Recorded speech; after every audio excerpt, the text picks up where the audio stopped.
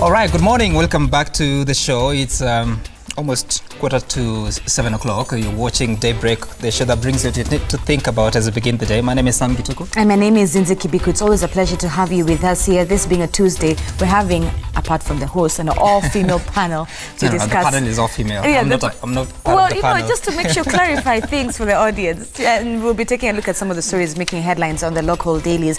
Joining us is Honorable Gladys Boshele, Woman Rep for Uasin County. It's always a pleasure to have you with us. Thank you. We also have Honorable Rose Buyu. She's the Woman Rep for Kisumu County as well. Pleasure to have you and with it's us. Rosa. Rosa Buyu. It's always a pleasure to have you with us, Rosa. Thank you. So I'm sure you've already seen the local dailies, both the Standard and the Daily Nation. We're also expecting Honorable Sabina Chege and Joy Mdivo, who will be joining us in just a few minutes. But let's take a look at the Daily Nation. The CS and Ruto assassination plot mystery. That's the biggest story that the Daily Nation is running with this morning. How can 40 people meet in public to plan a murder? That's Peter Munya, CS of Trade, who had said that. So the accusation here is that a text message from an officer, the DCI, as cabinet secretaries to respond to claims that meetings were held to plot the killing of the DP. Response is that 3 cabinet secretaries, we saw them yesterday at 8 a.m. at the DCI headquarters, dismissing the allegations as falsehoods meant to tarnish their names. Of course, when they walked into DCI, an hour later, they addressed the press. That is the Daily Nation. Of course, and on the front page of the Standard, you see that Uhuru ordered on CSs over Ruto's claims, and following the president's instructions, more than 10 government officials, including cabinet secretaries from Mount Kenya region, yesterday appeared before the DCI for questioning on alleged plot to kill Deputy President, of course, William Ruto. On page 6, that story is given coverage. More details there of what the cabinet secretaries there had to say. And of course, that report that this might have been started by the president, who is claimed to have ordered the police to probe claims of a plot to assassinate his deputy. But of course, the report that we got from the Director of Criminal Investigations, George Kinoti, is that it was the Deputy President who made a call to that office. But still, there has been opposition, people saying that it's not true, it is not the DP who called the DCI. So, so much truths, half-truths, claims. But then again, what do you make of this? Is it why are we getting to a situation where now people who sit in the same cabinet are alleged to be plotting to murder their boss? Yeah, okay, I think for me, the fact that it has made the headlines and that it was serious enough for the DCI to have the CSs summoned, I think I think it's good. We should just investigate it because it's better safe than sorry. Yeah, because usually they say if there's any threat on your life, the best way is to announce it. Right. Yeah, because that at least makes you safe. Right. And I'm not sure if indeed the Deputy President reported it or someone else did, but if indeed the Deputy President reported it, that is extremely serious. Right. Yeah. So I don't think it's a matter to be taken lightly. There's no harm in investigating it, and because it's better to prevent the happening than for it to have a situation where it can do indeed happen. Right. Joining us at the table is Honorable Sabina Chege, Woman Rep for Murang'a County. It's always a pleasure to have you here with us this morning. All right, let me head over to Honorable Rosa. This issue, like Gladys Boshele has also said, political plots on cabinet secretaries, on dignitaries, they are planned day in, day out, week in, week out, whether Kenyan or non-Kenyan as well. Political plots are there. But for the DP himself to go ahead and announce that you know, his life is in danger and it's coming from this specific group of people, there's some seriousness to it, wouldn't you not say? Yeah, first of all, let's say that any threat to anybody's life is serious and should be taken seriously. And we've had occasions in the past when people have actually cried wolf and no action is taken, and indeed they lose their lives. But the fact that this is the Deputy President of the country, this makes it more serious. Right. What I find intriguing or a little funny is that this is the claim is anonymous, so to speak, and nobody's coming out to actually say that they made the claim or made the statement. So that is intriguing. And the DP is yet to even make a formal... Yes, and I think that if there is any truth in it, the DP or whoever's received that threat must come out openly and publicly to make that statement and own that statement. Otherwise, it becomes one of those cry wolf and then really nothing happened. Nothing. There was actually nothing. But I think that given that the political situation in the country is heightened. It is good to take it seriously, and it's good to get to the bottom of the matter, and the DCI should not rest until they actually get to the bottom of the matter. And if it was just a claim, a baseless claim, that should also be brought out, because that indeed is a cause of concern for many Kenyans. All right, Honorable Sabina Chege, would one say that this is now where lines are being drawn within the executive, a split within the executive, when you have certain cabinet secretaries that are being mentioned of wanting to plot against the DP? Are we seeing a split within the Uhuru's executive? Well, I think for me, it is a very bad, I think it was a false alarm, and I think it also it was mismanaged, because as we say, the person at the level of the deputy president, then if this is a claim that somebody is after his life, he himself would have made a formal, complaint. And I think the whole issue of the DCI summoning the CSs and allegedly saying there was a meeting of over 40, people plotting to kill the DP. I don't think this is serious. For the DP to tell his boss and for his boss to add more security to it? I think it would have been managed better. And I think this is one of the things that is bringing tension in Kenya and unnecessary, political discomfort. Right. For me, I don't think the issue of assassination of a DP is an easy issue, or it's an issue that should just be people to be summoned and then there's no formal complaint, and then they say you go back when we have somebody who will formally do it, then we will call you. I think it was a false alarm, and for me this is really even unfair. And based on what we saw from the press conference from the CSs, and them saying yes, we have met before and we have been meeting, they even say they have a meeting today. And of course I am from this side of the region where the CSs come from and the PSS, and I know the genesis of these meetings. Then for me, and especially a person from Mount Kenya, I'm asking, then is it such a big deal if members, or even if the CSS, or even members of Mount Kenya meet? Why would it cause You're not seeing a division within the executive? I don't think so. This is just politics, because I know there are people who meet, and I won't even to mention here at Weston. I don't think anyone has been suspicious that they are plotting against anybody's, assassination. So when the CSs from one region meet, and these are government officials, these are CSs, they are PSs, and if they such, a very deep kind of a conversation on assassination, then this should be handled with a lot of seriousness. So the way it was handled, I think it was mismanaged. And for me, from my region, I would want to say, I think we should be allowed to meet if anybody wants to meet. But if they such a claim, whether even it's the president who told the DCI to investigate, or whether it's the DP who formally, asked the DCI to investigate, this should be handled with a lot of seriousness. This one, I just saw it as a political game, and just something trying to bring some lift, or trying to warn some people, please don't dare meet. And you see, for me, from where I sit, I know the genesis of these meetings, because from our region, there have been a lot of discomfort and people feeling like the president really deserted them and went the other way. And I was in a meeting where we complained and said we are not even accessing our PSS and CSS. There was some instruction given by the president.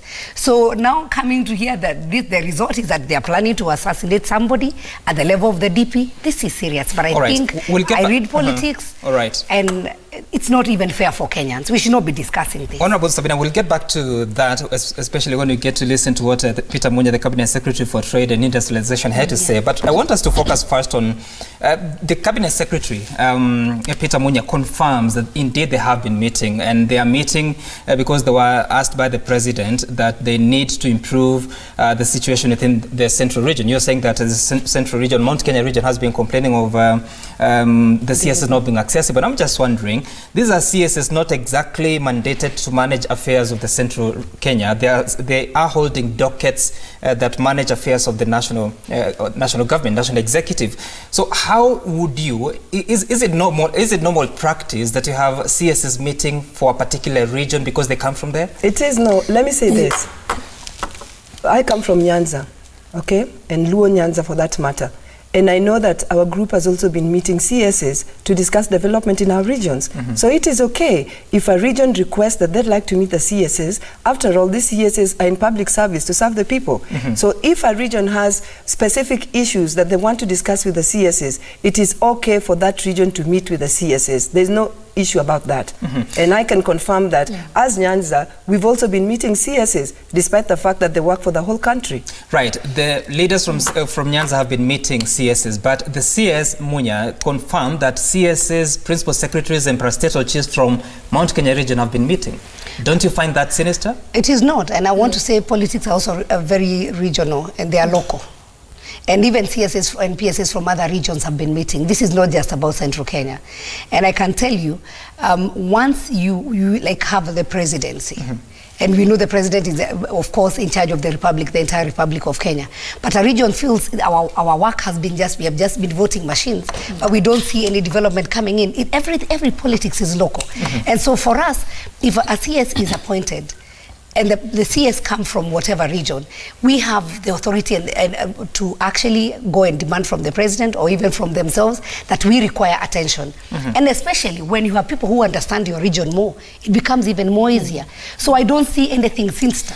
I don't see, and my question is, and that's where I started, why is it such a big deal when Mount Kenya meet? We have seen the pastoralist meeting. We have seen people from the Rift Valley meeting, and we even know the hotel they meet. I don't need to measure the level of CSS, PSS, yes, they do. And parastatal. Actually, even if you look at when they even have those small ceremonies, whether it's homecoming or not, and I actually want to really commend the people from the Rift Valley. You'll find the PSS, the CSS from that region, all of them go together. That tells you that they meet. That tells you that they are united. That unity but the thing, is very good. Yeah, because I think what you have to realize this is politics. That's why even on the cabinet is being formed, we want to make sure there is somebody from our region that has been put in cabinet. There is somebody from my region who's a PS.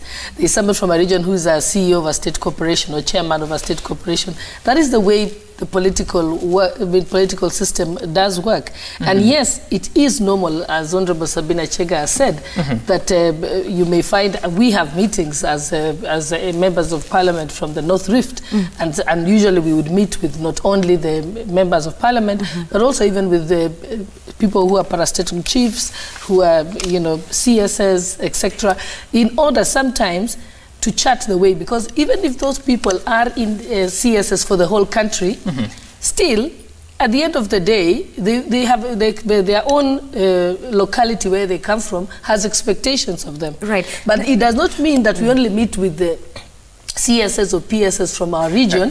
Sometimes when we've had problems with roads, then we say we're going to meet the CS of roads. When we have a problem with schools, we've said we are going to we're going to call a meeting of MPs from the North Rift, and we're going to call the CS of that particular docket to come and help us, because we want to appeal to them and lobby them to pay attention, because we know the challenges our people are facing on the ground. And sometimes we need, because we represent the people. So if I represent the people, I can go and put pressure on any public servant who is in charge of that docket on whatever is affecting my people. Before we can show you what so there is nothing sinister, it's very normal. Right. Yes, but nevertheless, that said and done, on the issue of, usually when somebody is a person of that position, because the reason why they are given security in the first place and protected is that the repercussions of their death can mess up the country. I mean, God forbid, if anything happened to William Ruto, I don't think there's going to be peace in this country. So I believe it's not something to be taken lightly. Right. And whether it's a hoax or not true, the point is, you cannot, when you have a person of that position, any threat. That is why we talk about imagining the death of the president is even treason. Right. Before we can show you the bind. No, but I'm just saying that is why historically it was like that. Oh, okay. Yeah. And so look at it the other day. A young man wielding just a knife, not a gun, went to State House and he was shot. Right. So people don't they take seriously the life of the president, the life of the deputy president, and the life of all Kenyans. But at certain positions, you're a target. Okay, I want us to listen to what CS had to say yesterday while at the DCI, Peter Munya, CS Trade and Industrialization. They have confirmed to us that the deputy president of the Republic of Kenya made a call and complained that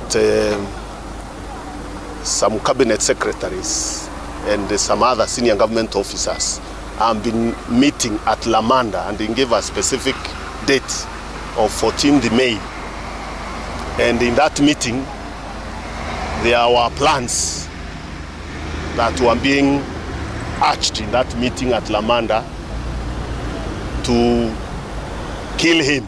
At no time have we ever met anywhere, not just in Lamanda or anywhere else, to plan to kill the Deputy President of the Republic of Kenya. Or anyone else for that matter. Or any other person for that matter. And to avoid the speculations, we want to confirm we've been having meetings. Indeed, we had a meeting in Lamanda.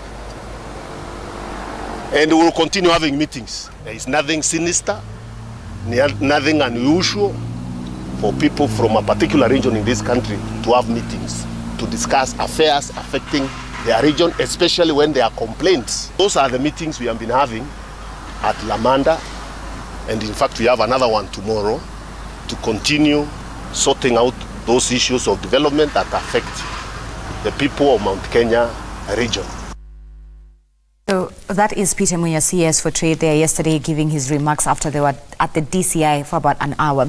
Honorable Sabina Chege, let me come back to you. Yes. Would we be seated here having this discussion if cabinet secretaries were chosen on their expert skills rather than political individual candidates? If we say the CS of education will be chosen because this person, this individual is an expert in matters education. Are you doubting the expertise of those CSs and PSs? They are experts in their own way. They are, but within the picking of the- CSs, the- it's more what I need- political based than expert based? It's not political. I think these PSs and CSs are experts, but you also need to appreciate that they must come from a specific region. And as I told you, politics is very local. That is why you find, even when we are doing the campaigns and everything else, there are these emotions about this is our person, this is, we need to come out and vote. And I just want to say that the discomfort in the Mount Kenya region is where people feel like we are only appreciated when you are voting. And then after that, then we go back and become Kenyans. And so then we are actually not even considered as marginalized. Even we pay taxes, but then when it comes to the allocation of resources, we feel that we are left out. Right. And now the issue of the PSS, I think they have made it very clear that and I want to again repeat, that we felt that we have representatives because they are trustees, even as they have become PSs, who are not even accessible to ourselves. And then the president says, if there are issues, why don't you handle them? And they have been meeting. If we were told they were meeting in a hole, in a dingy place, in somewhere where they were hiding, Lamanda is a public place. All right. Seriously? So why would anybody want to use that to divide Kenya? And I think we should stop this. Where we are heading in politics, I am very sad as a Kenyan, and I'm also very sad as a politician, because why do we want to divide Kenyans at this time? So, Honorable Rosa, this thing that we are saying about assassination, this is not a joke. It is not a joke. But I think the whole process, I want to say, from the DCI, he was writing SMSs, maybe from the DP, I'm not sure whether he called or didn't call, or from the presidency. I just think this thing is messy and it was mishandled. And next time, we need to be very careful on the signals we are sending to Kenyans. So, Honorable Rosa, what the question then here at the end of the day is, how are the cabinet secretaries supposed to work together to deliver on the Big Four agenda and any other mandates that they've promised to Kenyans if there is suspicions amongst themselves? I want to confirm that indeed this creates suspicion. It does create suspicion amongst the executive or amongst the cabinet secretaries, because there are some who obviously are close and support the deputy president, okay, more than the others probably, you know. And this does bring tension amongst the cabinet secretary. But I want to say this, to pick up on what Honorable Sabina has just said. I'd be surprised that Mount Kenya is suddenly feeling like they are just voting machines. After they voted, they actually they are forgotten and they just become numbers. And I'd like to confirm that that's what Luo Nyanza has been feeling since independence. Okay, so it's nothing new. And I'd like to say that what is happening here, if for example the region, Mount Kenya region, feels like they have issues with health, who do they go to? The health CS. And the health CS happens to be from Mount Kenya. So what? She's the one holding that docket. They cannot go to somebody else just because the CS of health comes from Mount Kenya, so they go to look for another tribe. If they feel they have problems with trade and industrialization, who do they go to? It has to be CS Munya, who happens to come from Mount Kenya region. If they feel they have issues with ICT, etc., who else do they go to? You know, so when you say that if we go to these people who are the ones handling the dockets that would answer to our needs, then we are planning to plot, or we are plotting to kill somebody, I think that's a whole lot of nonsense. And you know what? This is a tactic that used to be used in the past. If you are cornered politically in any way, the best or the easiest way out would be to say that, oh, people are planning to kill me. So you cry wolf, so that you get sympathy. Who's cornered? You tell me who is cornered. I don't know who's crying wolf because we don't know who's making that statement. But you cry so that people begin to feel sympathetic towards you, so that you garner some support behind you. This is hogwash, and this is a thing of the past. We got out of this politics, and we need to move on. Okay, you don't and not create tension in the country. All right. So finally, on this topic, Mheshimiwa Shole, so obviously, like they say, it causes tension, and 3 years to the end of the current government's term, of course, we've seen the division, which is within the Jubilee Party, which we'll talk about later, but now it's at the core of the executive. How do they perform their duties from now on until August 2022? Yeah, and I think it's a very difficult situation, and I think it's something that the president, I think, should take full responsibility for, because I think the behavior, I mean, we are seeing it. There's not nothing to hide. I mean, we had his sentiments in Kasarani, the way he spoke, and so on. So obviously, he has some form of frustration, and there seem to be some tension, and in fact I think probably that's why even reports such as this come out, because there is some simmering tension, and therefore you get that's why you get into this position. We've never had a situation ever in the history of Kenya where we've had a deputy president or allegations that the deputy president has alleged that there's going to be an assassination attempt. It's the first time it's happening, so it definitely shows that there is some tension existing. But nevertheless, for me, I always believe better safe than sorry. It's better be investigated, and in fact, it will give Kenyans, because as my panelists here have said, that it's causing tension in the country. Sometimes it's just better to investigate it, give a clean report to the public, so that they can be calm in the country. All right. Yeah, even coming from Wasingishu, believe me, people are going to be asking me over the weekend about it. So it's very important that the DCI investigates, gives us a full report, so that when we go back home, we are able to tell them, no, the deputy president is safe. Because what am I going to tell my people? All right. Of course, it's not the first time that you're having such kind of allegations of a senior politician being targeted with an assassination plot. But we'll talk about that later on. Let's take a look at some of the tweets and SMSs that are sending to us on 22422, as well as at Citizen TV Kenya. If we can have the first one. Right, this is on Twitter. The hashtag to use is Daybreak. This is Gioko. The media and all Kenyans are swallowing a decoy and chasing wild goose across the Sahara over these assassination claims. Ask yourself a big question. Why would the government of Kenya want to keep you busy, focused elsewhere? What's going on in the background? Good question. Okay. On 22422, that is our SMS line. It's still on Twitter. This is still Twitter. Let's take it. Let's see. Okay. An SMS. 22422. You don't say who you are. This anonymous assassination claims following pressure for a Jubilee PG meeting by the Tanga Tanga group may be a ploy to whip sympathy in a new 2022 presidential campaign narrative. That's what it is. I wish you left your name. Someone else who doesn't leave the name. I don't know why people are being anonymous today. If the meetings are official, if the meetings are official, as Munya puts it, why couldn't they hold them in their offices' boardroom? That's a good question. Why? All right. Nixon, on SMS you say, I hope the DP is following reports from undercover agents and therefore has enough evidence of what he's alleging. Okay. All right. So we now want to take a short break. We'll have a moment to respond to that as we move on to the next topic.